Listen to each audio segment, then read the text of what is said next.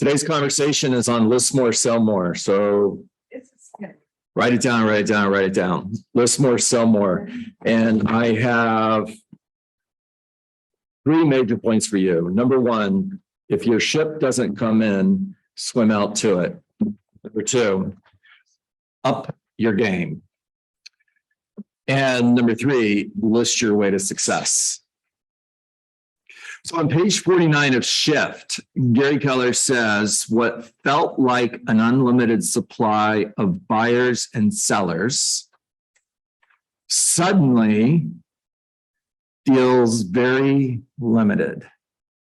You know, I'm looking at numbers on Broker Metrics and I'm tracking numbers for our local market. I'm tracking numbers for Coral Springs Parkland. I'm tracking numbers for Broward County. I'm looking at first quarter of 2022, second quarter and third quarter. And what I found is whether it's Coral Springs Parkland or Broward County, first quarter looked pretty good. First quarter looked like business as usual, carrying over from a very hot 2021.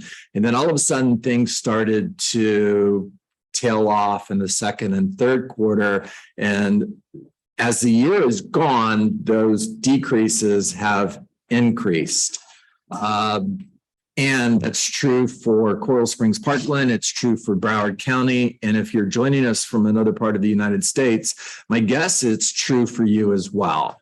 Now, the other thing that I've been watching is listings taken. And trust me, I listen to you guys. I have conversations with real estate agents from all over the country. And I hear over and over again, one of the biggest challenges is finding seller listings, which is interesting because when the market shifts from more to less, there should actually be more listings, not fewer listings. Pay attention to that, because I think what's happening, guys, is you're missing a really good opportunity. And this is the reason why I'm sharing this message with you today, because I want you to take advantage of this opportunity that I don't think you are yet. Okay.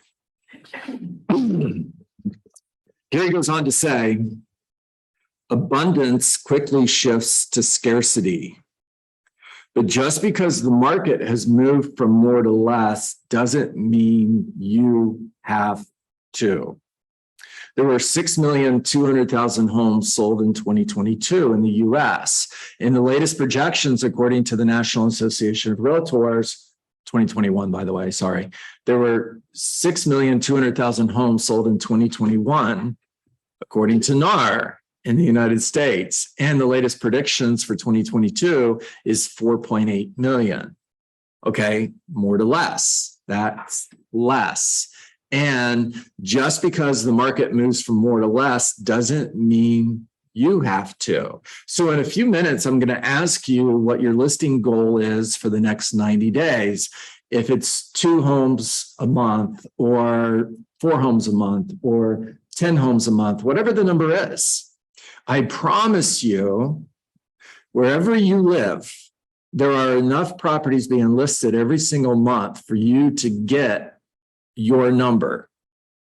Just because the market moves from more to less doesn't mean you have to. Now, what changes is your strategy to get to your goal. Your goal doesn't change, the activities change. Please write that down. You must be more rigorous and resolute in your lead generation than ever before, and more so than anyone else. So here are 2 things. It's going to take more effort on your part, and you have to out-lead generate your competition. Whatever your competition is doing to find seller listings, and that's the conversation. It's not that buyers don't count, because they do. But if you're looking for more buyers, go get more listings. Listings drive everything else. So you have to out-lead generate your competition. Whatever they're doing, you have to do more. How much more? I don't know. Whatever it takes. All right, point number 2, up your game. So Gary Keller made a joke, I kind of like it. And he said, you know, they're always creating these new shirts. And he says, the next shirt we create is simply going to say, up yours. Oh my gosh, sure. Now, that's funny, right? And it would create conversation. So what in the world does that mean? Well, here's what it means. It means up your goals, up your activities, up your standards. If you want to do more, You can't wear that. yours. Right, Vivian? I can't wear something that says up yours. Can you imagine wearing that at church? Up yours? No, me neither. No, you know what, Vivian, if I wore that in public, somebody would take a picture of that, it would be all over Facebook and there would be stories, right? John Dietz did blah, blah, blah. Okay, no, not doing that. All right. We are in the era of extra effort. A shift becomes the era of opportunity. That's what I want you to hear. This is opportunity. You know, sometimes when I'm talking about shift, and I'm not going to stop talking about it, right? So if this bothers you, just hit that end button and you don't have to listen to me anymore. Don't do that. Okay.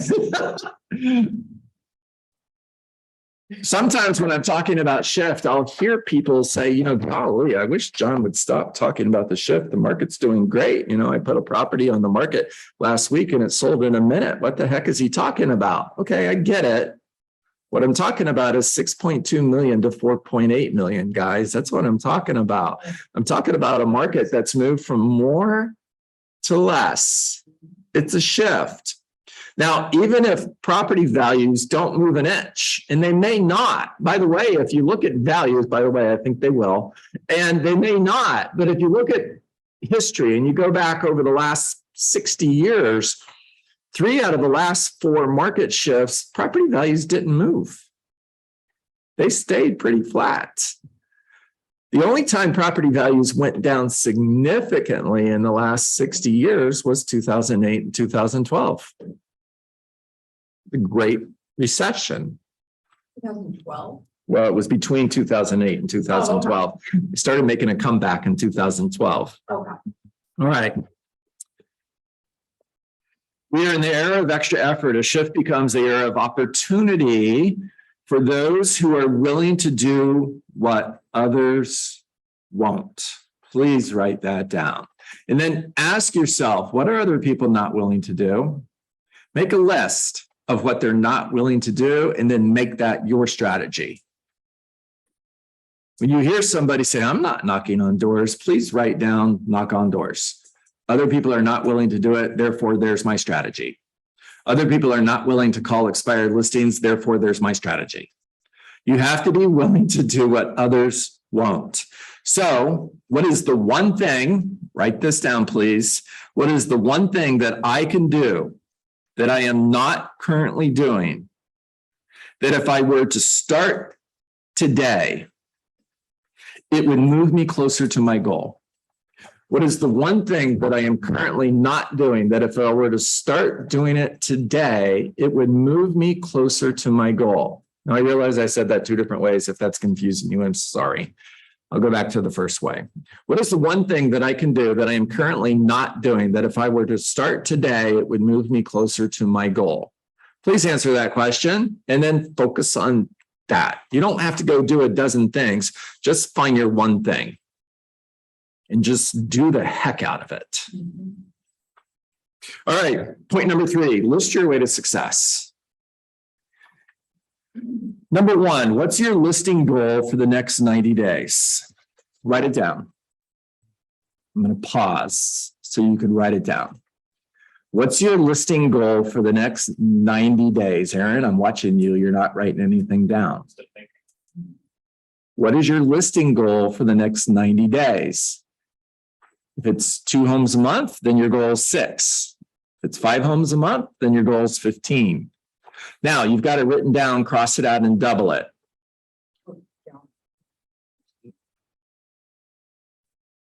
I'm waiting. I can see you guys out there on Zoom. I see pens moving. I see heads down. That way I know you're taking notes and you're writing this down. Good job, Shanice. I saw you do that. I'm proud of you.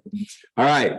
You've crossed it out and you've doubled it. Next, what's your plan to take 6, 10, 20, 30 listings in the next 90 days. Whatever your number is, I bet you that I just hit most of yours. 6, 10, 20, 30, whatever your goal is in the next 90 days. I look at the reports. I look at the reports for Keller Williams Coral Springs. I know how many listings we've taken as an office so far in September. And I'm not going to say what the number is, but it's not enough. And that's not a conversation about the office. This is a conversation about you. I know how many agents took a listing in August, and it's not enough. Now, John, what's enough? Well, we have 320 agents. When we have 320 agents who took a listing last month, it'll be enough. Until then, it'll never be enough. Now, we're falling short of the goal. And I'm doing everything that I can with everything that I've got to get you to get in action, to go get listings now. Your future depends on it. Your future as a real estate agent depends on it. There will be real estate agents, not anybody in this group, but there will be agents who will get out of the business, Jonathan, in the next 90 days. There will be.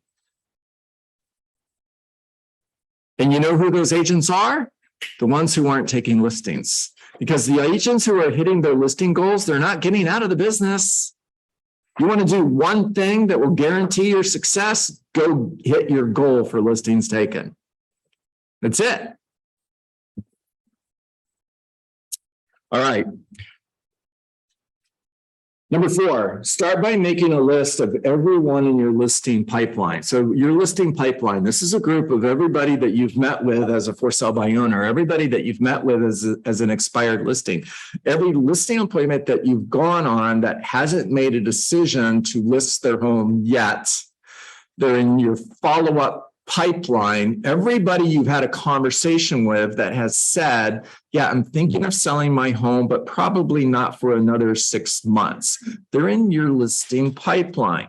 Make a list of everyone that's in that pipeline. Now, once you've got that pipeline complete, step number 5 is I want you to call everyone in your pipeline and I want you to ask them this question. Get ready to write it down. What would need to happen for you to list your home now versus waiting 90 days? What would need to happen for you to put your home on the market now versus waiting 6 months? I want you to ask them. Don't be surprised if you get an answer. Harm's way questions you could use with everyone in your listing pipeline. So harm's way questions are designed to take people to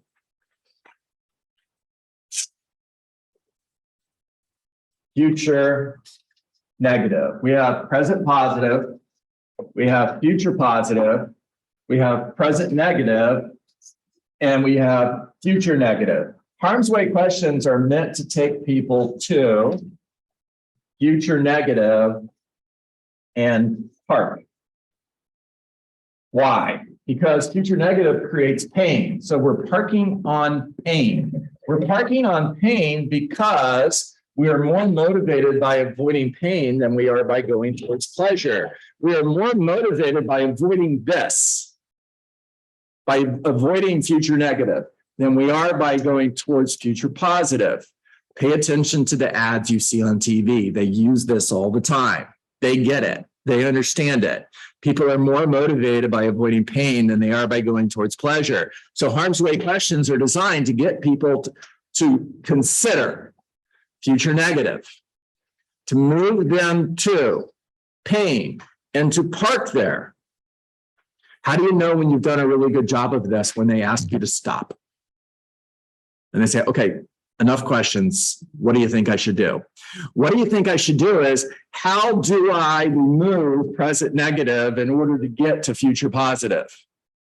Present negative is I'm waiting 6 months to put my home on the market because I don't know what the market is going to do. I'm not paying attention. Therefore, I don't know that 6 months from now is probably not a good time for me to sell my home. I should probably sell it now, but I don't know that because I'm not paying attention. Excuse me. And the lack of that knowledge is present negative. So, Jonathan, what do I do to avoid this? Well, we got to remove this obstacle. And removing this obstacle means when you get your home on the market right now. That's how we avoid this. So here's just a few questions I would ask.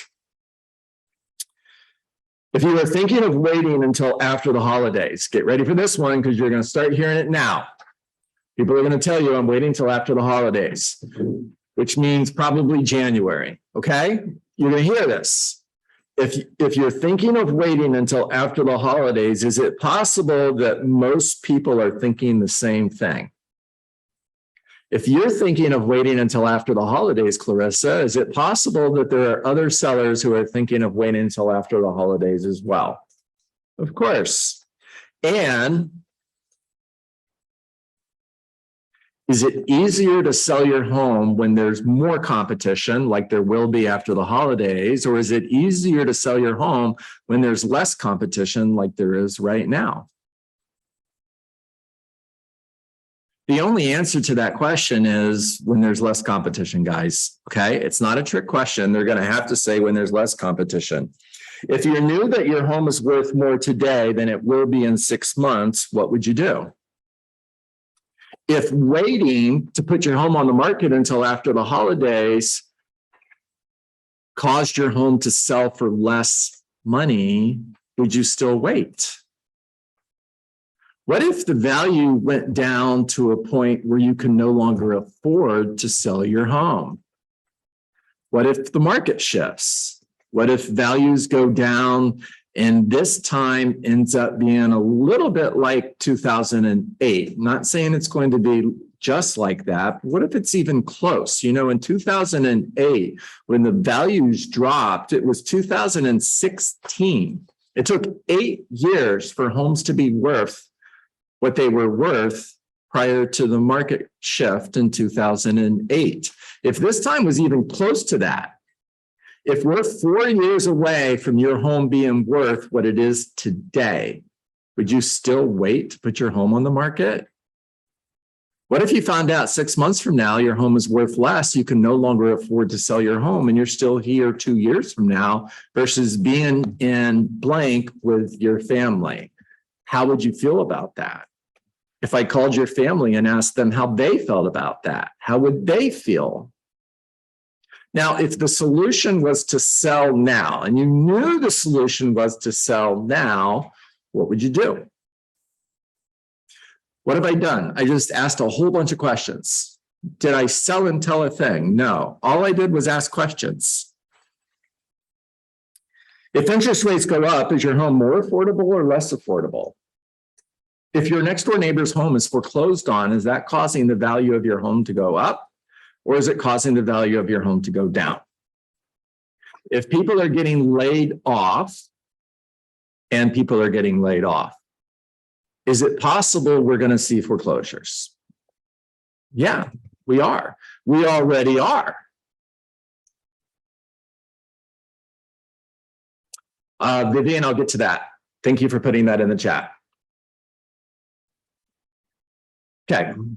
Now, what would I do next? I'm going to look for the low-hanging fruit. This is number 6 under list your way to success. Low-hanging fruit means who's most likely to list their home in the next 30 days. Expired listings. They've already put their hand up and said they want to sell.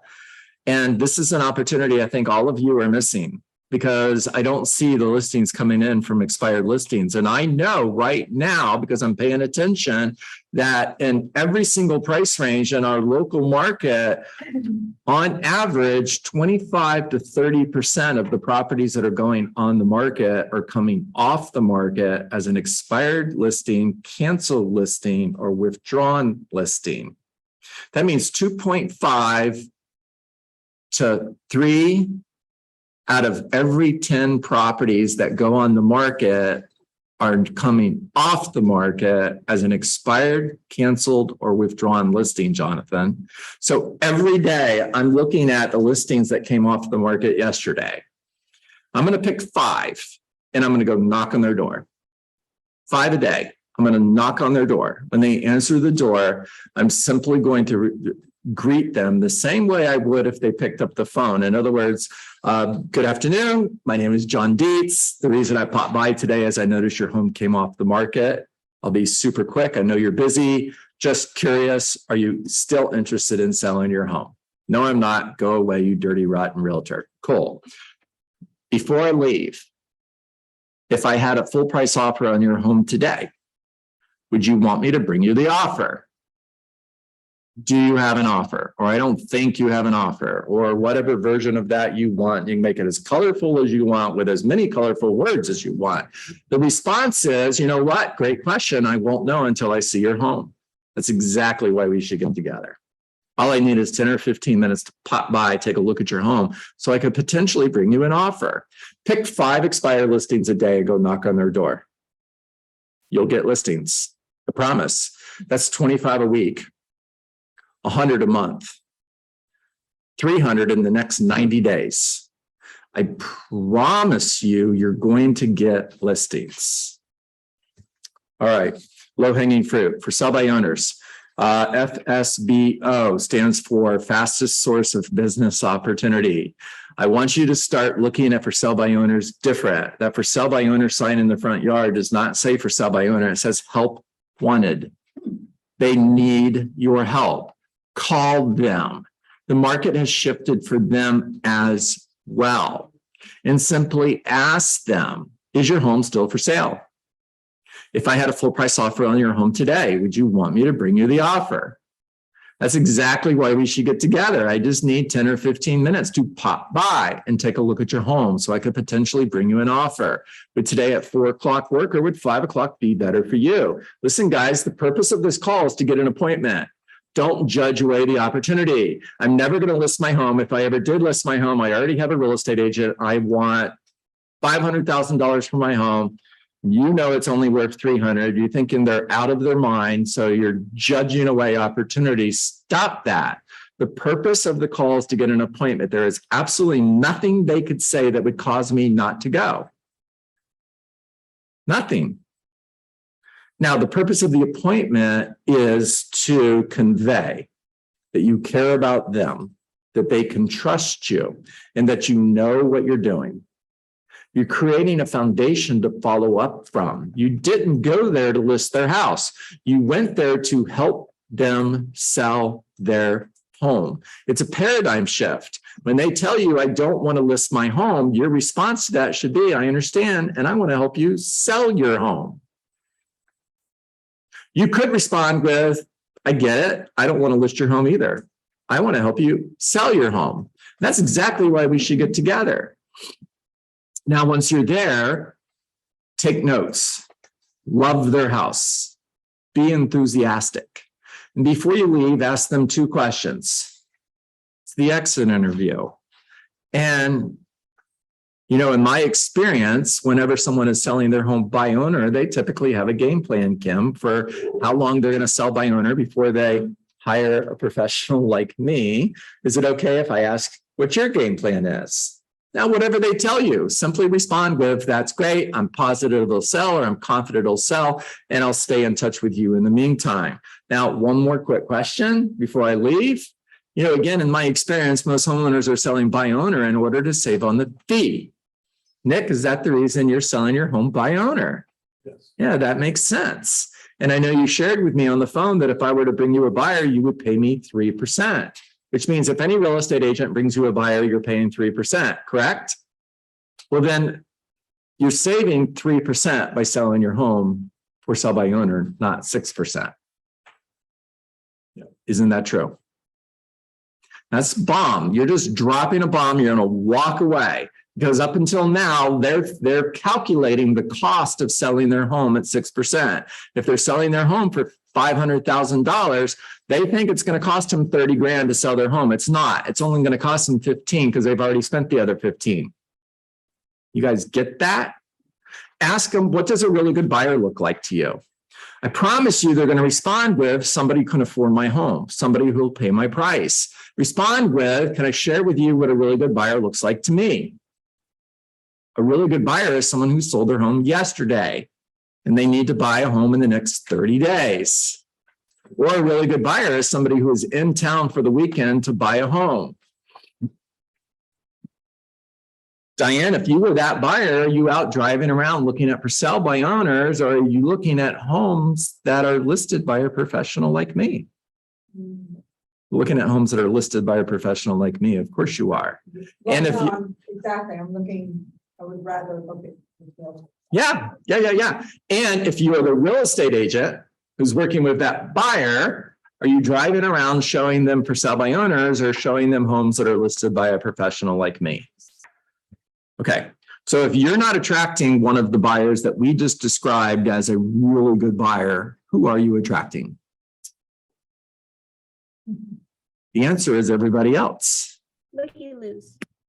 Yeah, looky loose. If you went to name the department store, it doesn't matter, and you had a budget of buying a watch for $300 and you found the perfect watch being sold by a professional and it's $300, would you buy it? Yes. Now you don't want it anymore. It's still brand new, still in the box, and you're going to sell it tomorrow in your garage sale. Are you getting $300 for that watch? Why not?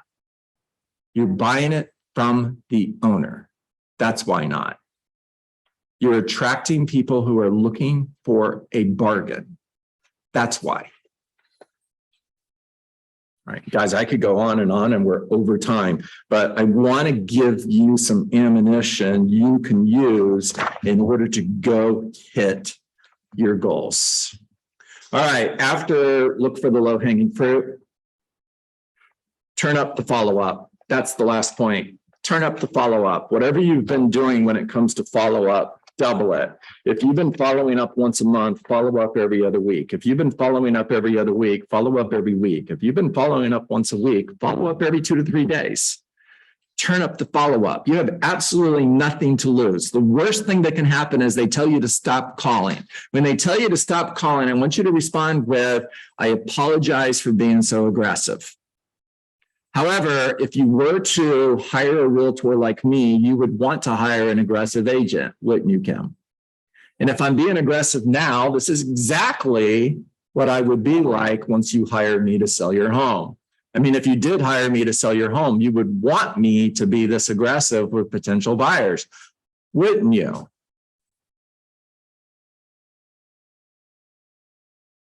All right. I'm going to respond to Vivian's question. We got a lot in the chat. Vivian, if somebody says, I'd love to sell my home, but I need to find a home to move into, they're thinking from a perspective that is probably about 6 months old, meaning they're thinking there's nothing available for them to buy. And in truth, there is. In truth, there's more inventory today than there was 6 months ago. So if I can get you to come off chat, I'll role play this with you since you had the questions. Sorry, but I want to make sure that I answer your questions the way you're getting them. Somebody else asked you. Oh, I thought that was okay. Sorry. Is there another Vivian? Vivian, Yeah. Leo. Oh, I've got to. Okay. Sorry. And Leo will not role play with me. So No, so what I'm referring to is to the script you just gave us. What if we're back into where the prices are dropping like they did, and it took 8 years to come back, and the foreclosures? So I keep hearing, oh, I'm just going to wait because the prices are going to drop.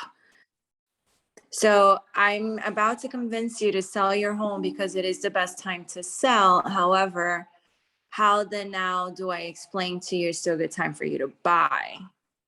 Good After question. I just Good question, because you're getting out at the market at the top of the market and you're buying a home that you plan on living in for how long? If you sold your home today and you bought another home, how long do you plan on living in that home? I would ask them that question, okay? Now, the average in the US, guys, is 10 to 12 years right now, which means even if the market did go down, even if values went down, and listen to me really carefully, I don't think we're going to see a replay of 2008. Regardless of what you're seeing on YouTube, stay off YouTube, okay? Except for my channel, go there. And yeah, that was hilarious. I believe if values go down, and I think they will, if they go down, we're going to see a dip in the market that is. So first of all, here's what happened in 2008. And if I could draw further, somewhere out here, 2016 existed, okay? Now, what I think is going to happen, by the way, if we put dates on this, this was 2007, this is 2012. If I told you what I think is going to happen now, I'm not going to use red. If I said this is what I think is going to happen now, it's going to look something like this. I don't think we're going to see a replay of this. I do think that we're going to see values drop just a little bit. I don't think that they're going to bottom out. I do think that they will eventually start to come back. And if we put dates on this, this is 2022, this is 2024, this is 2030. We're probably 2 years away from homes being worth what they are today. Okay, do you plan on living in your home for at least 5 years? If the answer is yes, then you're good. Sell your home today at the top of the market, buy another home, and 4 years from now, it'll be worth more than it is today. 10 years from now, when you're ready to sell, it will be worth a lot more than it is today. We good to go? Let's go. Jonathan. I think it also needs to be said that in 2007, there wasn't Zoom. A lot of people are still moving to Florida from other states. Yeah. And this is the place where they want to be. So Yeah, even though national prices are going to drop, Yeah. it's not going to be as drastic here. Yeah, there's a lot of factors that play into this, guys. A lot of factors. All right, this is a good call. I can tell because you guys have your hands in the air, which is great. And oh my goodness, Vicky Roca wrote a book. Guys, please copy and paste what Vicky DeLuca wrote here because it's all really good stuff. Jason Caput, love it when he's on our call. Work off of John's scripts. That's that as a for sale by owner, you are saving 3%. And then say, can I show you everything I would do for the other 3%? Spot on. Write it down. Absolutely do that. Alicia Marshall, where is this recorded? On my YouTube channel, Alicia. It's also live right now on my Facebook page. So if you can find it one of the two places. Okay, got that one. I already answered that one. Okay, hands in the room. Diane. Yeah, so, question for you. Guys, I'm going to hit stop recording unless I already did. That's No. fine, because this is sort of like a mastering conversation question.